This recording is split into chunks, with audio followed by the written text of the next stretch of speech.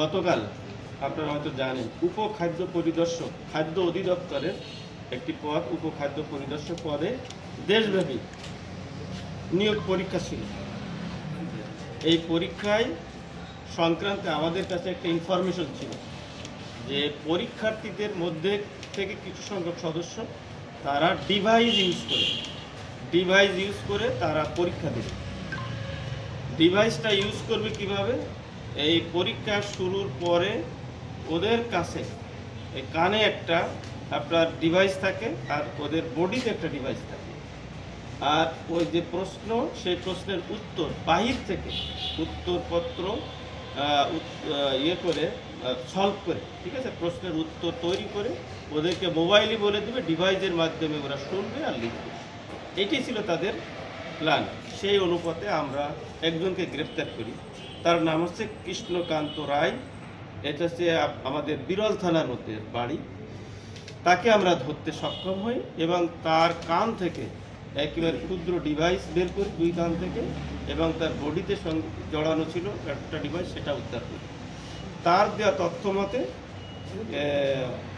হরসুন্দর রায় নামে একজন লোক, সে তাকে ম্যানেজ করেছে এবং টাকার বিনিময়ে তাকে 15 লক্ষ টাকা দিতে হবে মর্মে তার সাথে কন্ট্যাক্ট করে।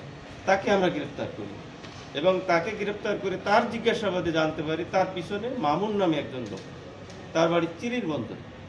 এই মামুন এবং হরসুন্দর রায় উভয়ই চিরির বন্দর আপনার 7 নং আউলিয়া পুকুর শঙ্কর সরকারি প্রাথমিক বিদ্যালয়ের শিক্ষক। একজন 18 সালে চাকরিতে যোগদান করেছে শিক্ষক পদে, আর একজন 14 সালে।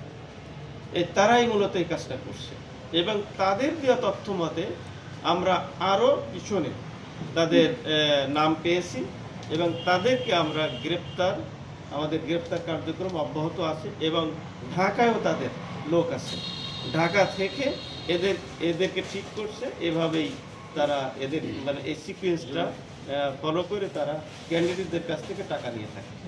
এবং তাদের দিয়ে তথ্য মতে আরও কিছু তথ্য আমরা পেয়েছি, সেটা হচ্ছে এই গ্রুপ তারা স্বাস্থ্য বিভাগের টেকনিশিয়ান পদে তারা কাজ করেছে, মাধ্যমিক শিক্ষক ওই যে বেসরকারি শিক্ষক যেগুলো মাধ্যমিক এই নিবন্ধন শিক্ষক পদে তারা কাজ করেছে এবং সরকারি প্রাইমারি শিক্ষক পদে শিক্ষক নিয়োগ তারা কাজ করেছে। তাদের দেওয়া তথ্য এবং তারা বিভিন্ন সময় টাকা পেয়েছে।